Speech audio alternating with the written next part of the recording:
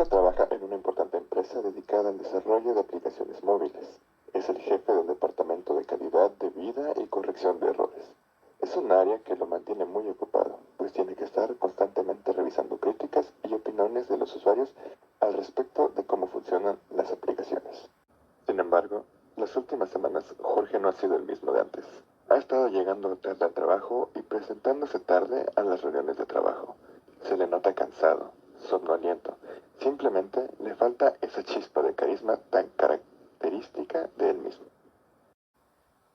El problema no haría sino empeorarse día con día. Él mismo se daba cuenta que algo andaba mal.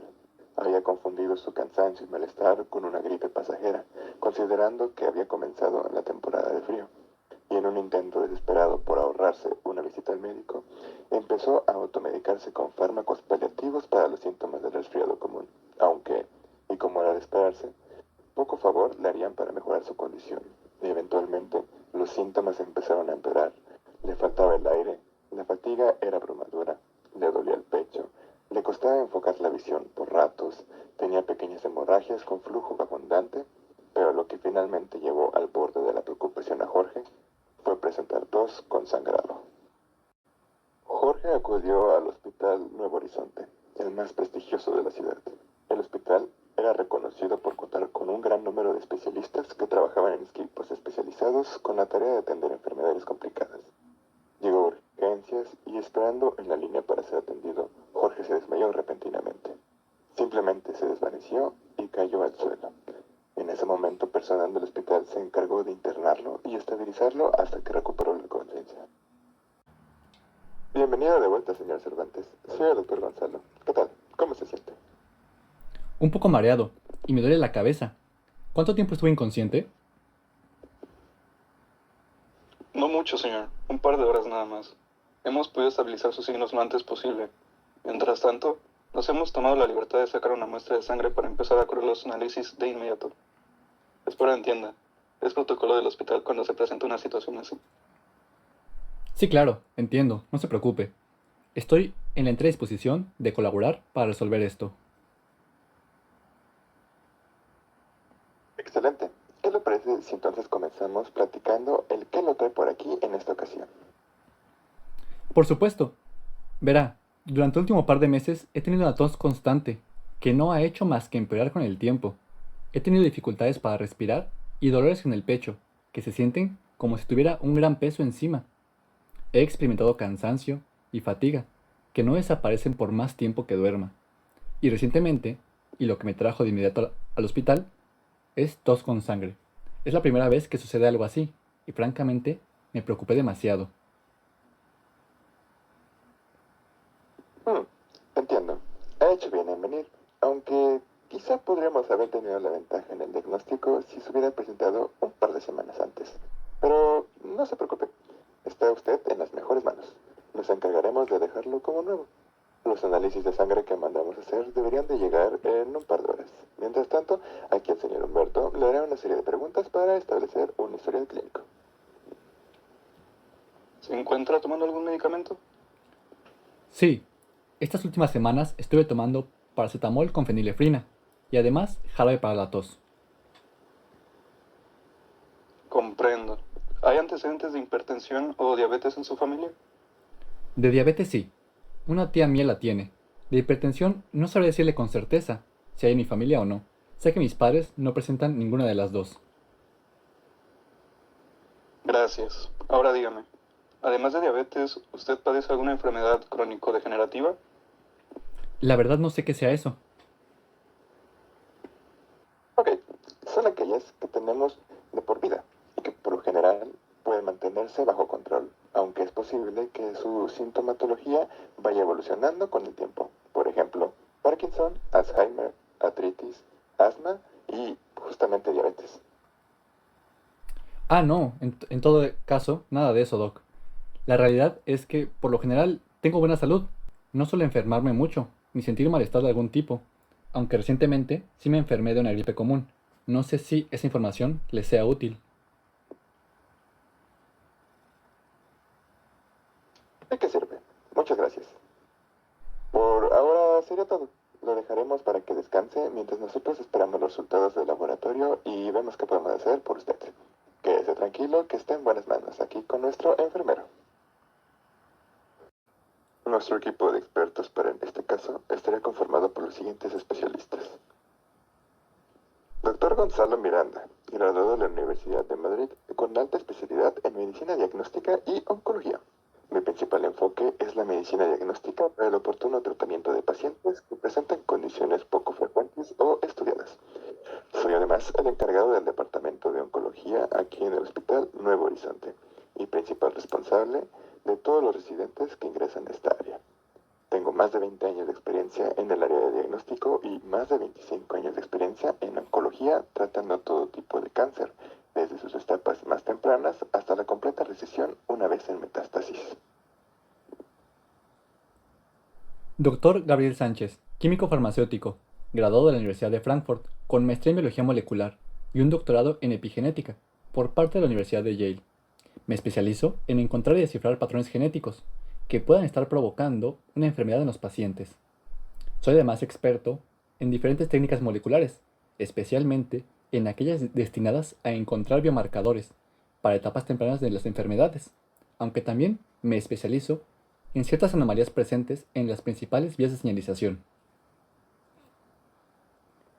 Humberto Murillo, enfermero militar graduado por parte de la Universidad de Harvard, teniente de la 18ª Fuerza Aérea. Participé como enfermero de primera respuesta durante 3 despliegues en conflictos armados. Me especializo en traumatología y primer contacto, así como en la atención de respuesta urgente ante arrestos cardíacos, arrestos pulmonares, choques isquémicos y otras clases de urgencias mortales. Estoy facultado para realizar intervenciones quirúrgicas de alta especialidad, así como para asistencia dentro de quirófano. Actualmente estoy encargado del Departamento de Enfermería en Urgencias y de la redacción y autorización de todo tratamiento paliativo para las condiciones del paciente.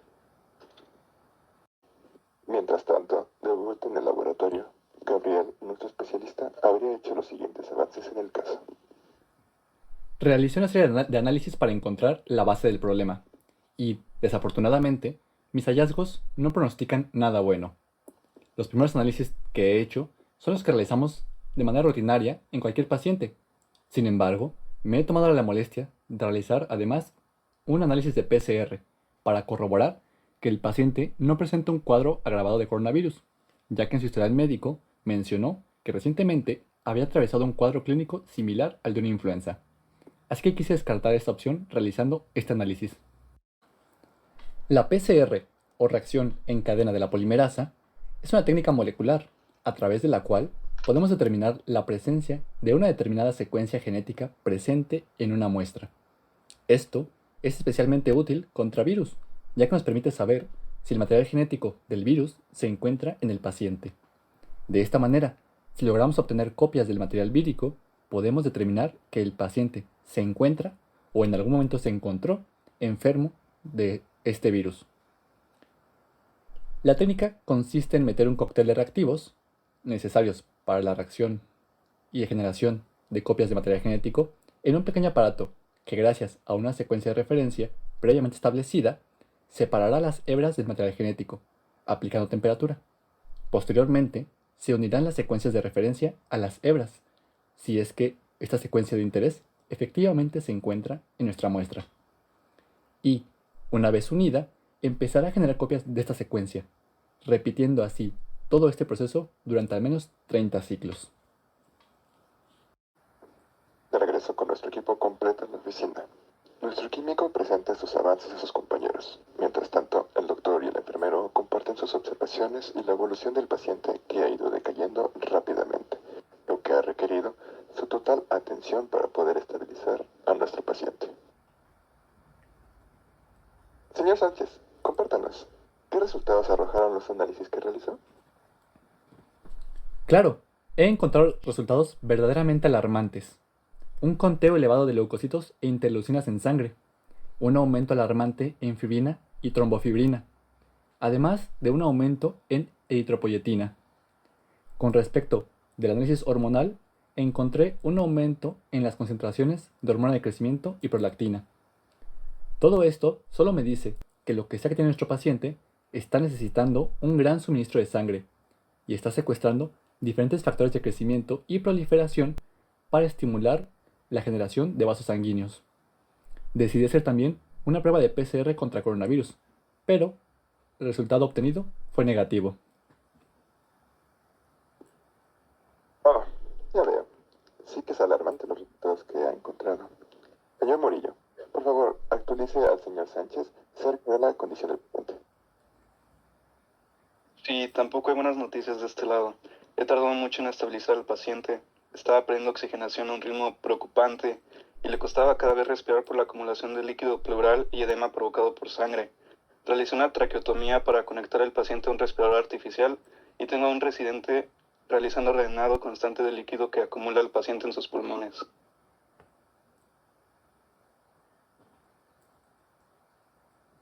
Así es. Es muy probable que nos estemos enfrentando a un cáncer de pulmón.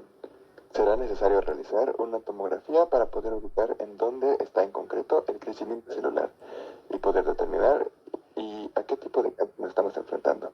Especialmente, saber en qué etapa la descubrimos para poder tomar cartas en el asunto.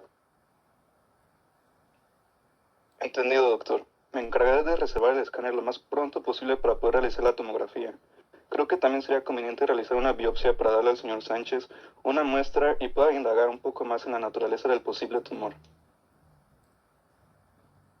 Excelente idea, sí.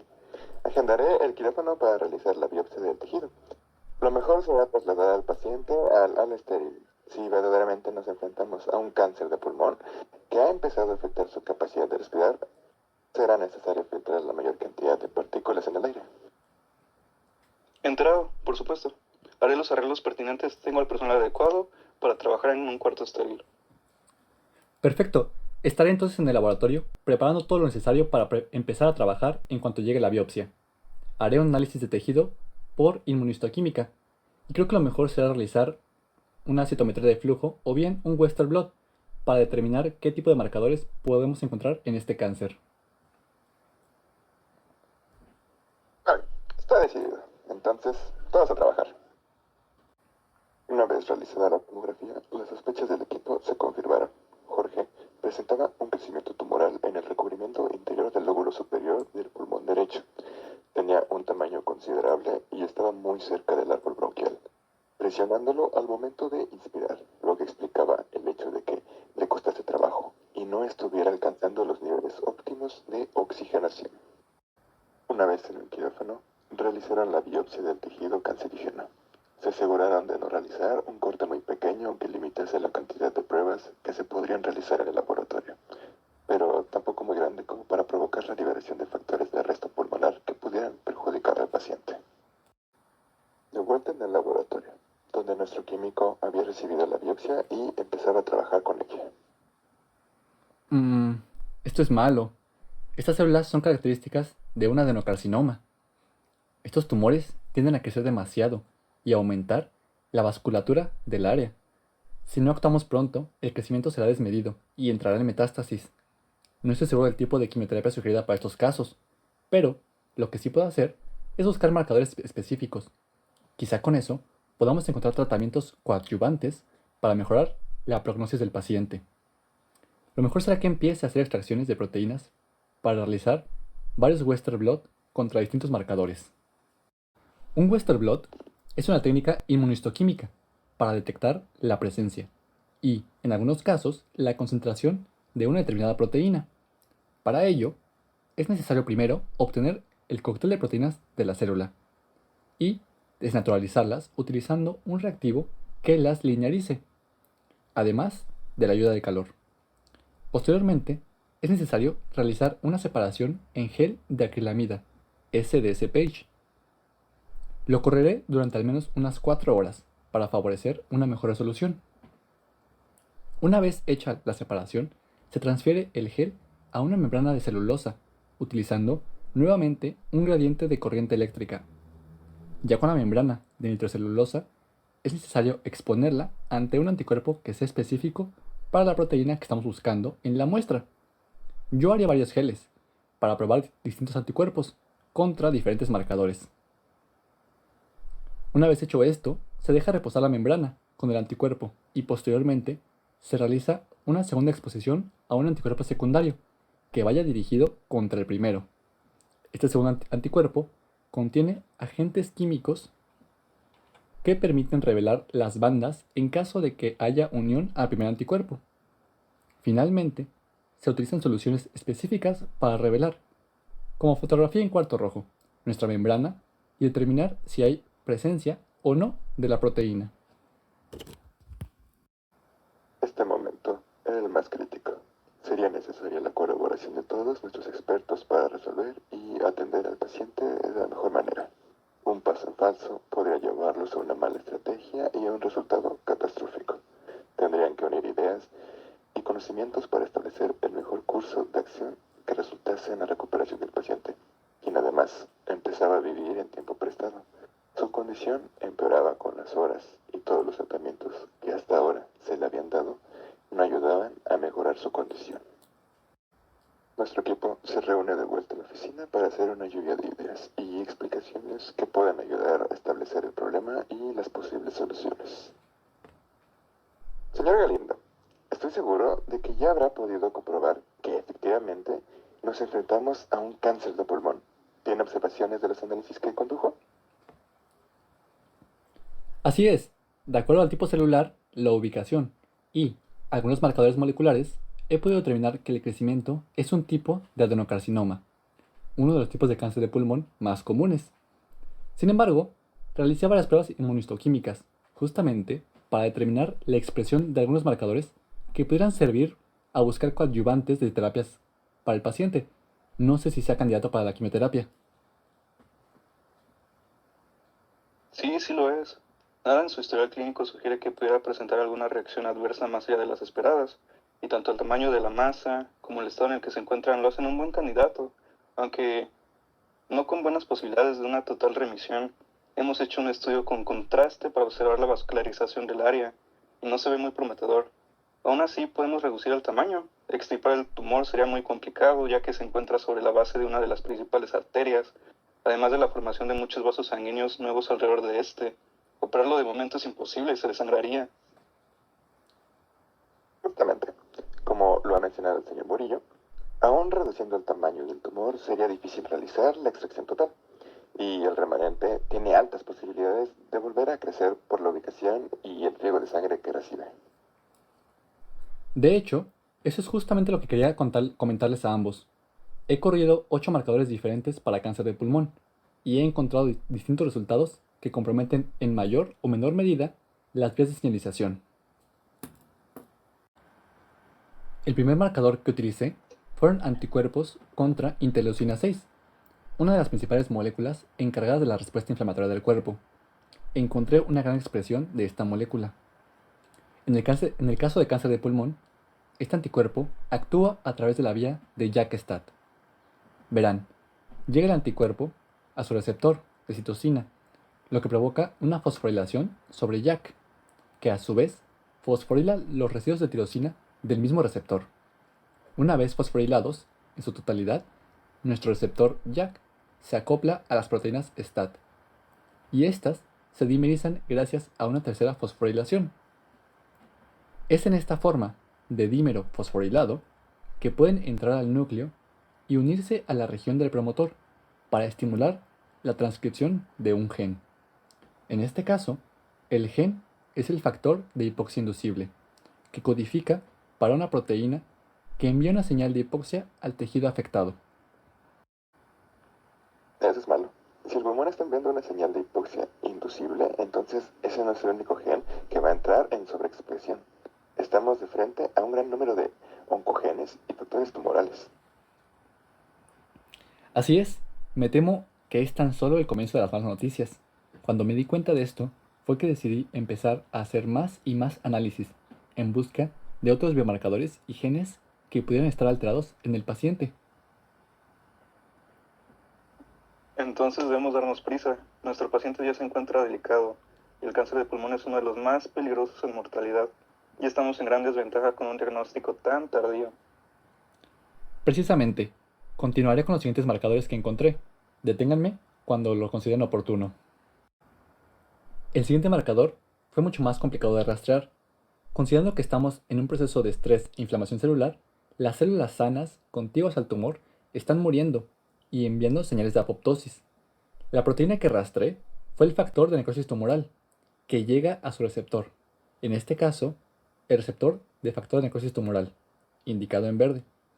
Esto provoca la fosforilación del complejo NIMO, que a su vez permitirá la ubiquitinación del proteasoma y kappa beta, liberando el complejo NF-kappa beta.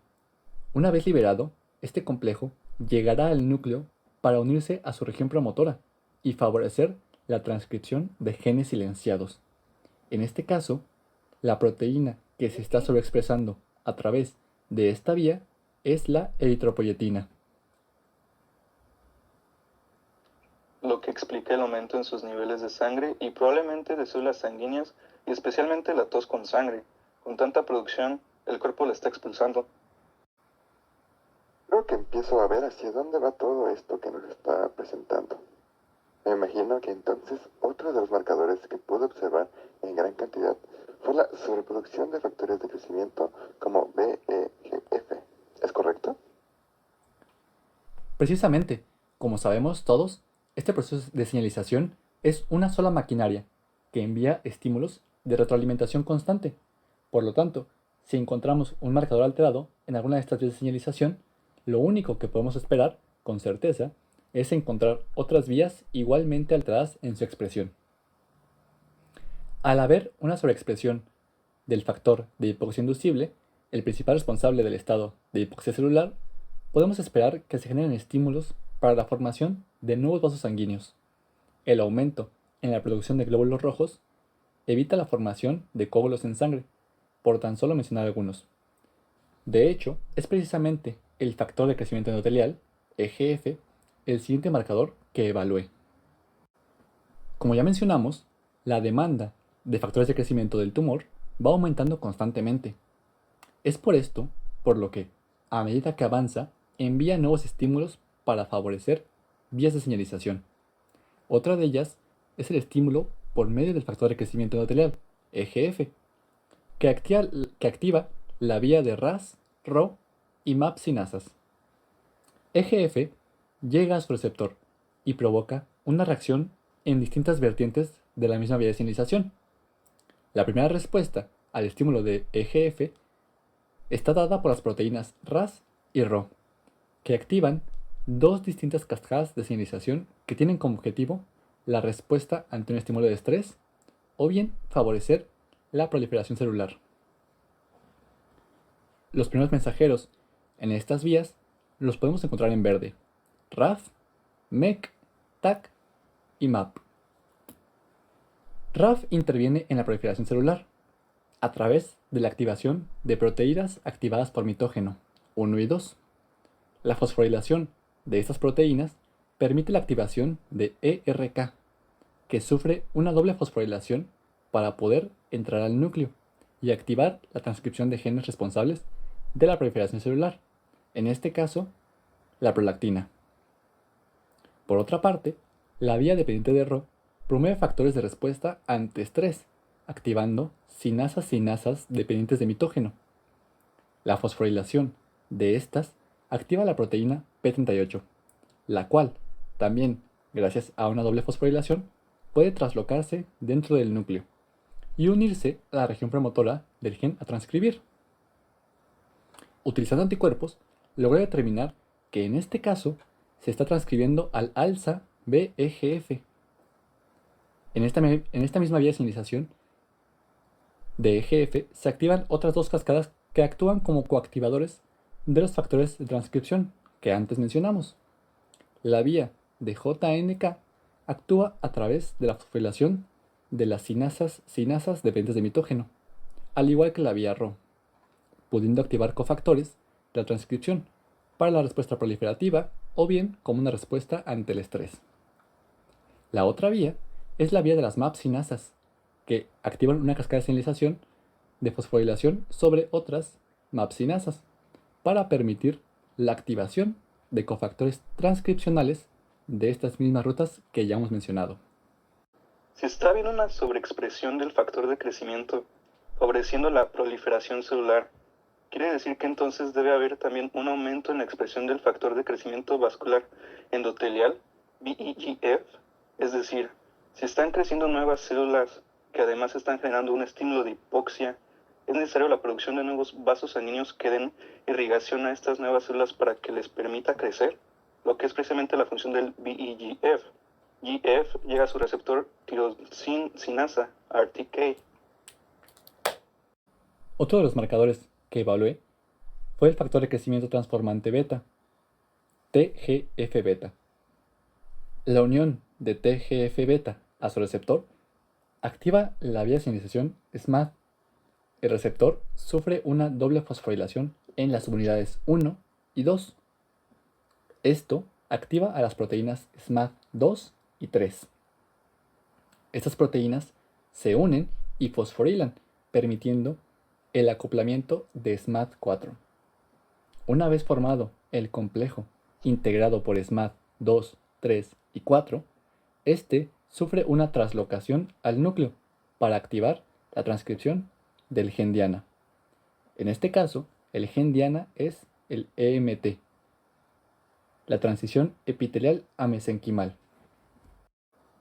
Pero estamos considerando entonces que la mayoría de las desregularizaciones transcripcionales que está presentando nuestro paciente son factor de crecimiento y otros cofactores que promueven la formación de vasos sanguíneos y la perfusión a los tejidos. Pues parece ser que sí. Si no me equivoco, únicamente nos estaría faltando integrar vías de señalización dependientes de proteínas G y por proteólisis de receptores. Si me permite, señor Sánchez, creo que pudiera ayudar a explicar esta parte de proteólisis en organelos celulares. Notch es una proteína de membrana encontrada en el aparato de Golgi, a la cual llega una proteína ligando, en este caso la prolactina, que ya hemos mencionado que se encuentra sobreexpresada y se une a Notch. Esta unión provoca un corte proteólico en Notch, que libera una subunidad mayor y el ligando de vuelta de excitosol para su ubiquitinación. Por su parte, la fracción restante de Notch sufre un segundo corte proteólico, lo que permite su translocación al núcleo. Una vez en el núcleo, se acopla a un complejo proteico que permite la transcripción del gen diana. Esta vía de señalización se mantiene generalmente reprimida y es únicamente activada por la presencia del estímulo. De acuerdo con los marcadores que hemos platicado, me imagino que el marcador que habrá encontrado activado en esta vía es el de la fibrina, una proteína encargada de evitar la formación de coágulos que eviten la apropiada irrigación del tumor. Precisamente, doctor, la fibrina fue el gen que encontré sobreexpresado.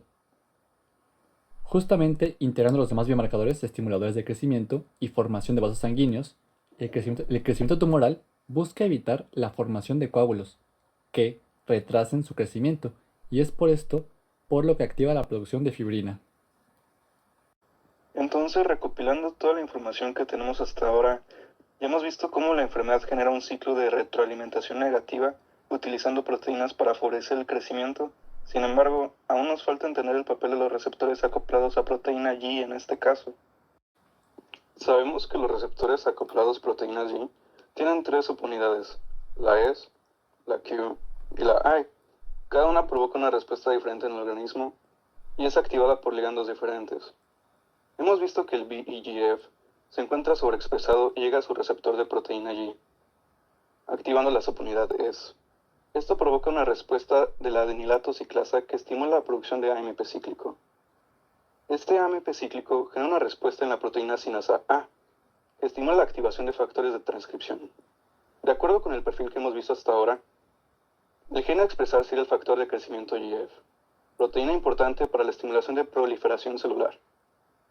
Por otra parte, la expresión de fibrina que hemos visto también aumentada en nuestro paciente activa la vía de la subunidad I, lo que provoca una inhibición total de la adenilato ciclasa y por ende la formación de AMP cíclico, evitando la activación de la proteína sinasa A y por consiguiente inhibiendo la transcripción de genes. Si consideramos que el ligando inhibidor es la fibrina, entonces podemos deducir que el gen inhibido es la trombina, justamente para evitar la formación de coágulos. Finalmente tenemos el colágeno. otro marcador muy común en cáncer. Este activa la subunidad Q, que activa la fosfolipasa C, con ello la producción de diacilglicerol, además de la liberación de calcio por parte de las IP3.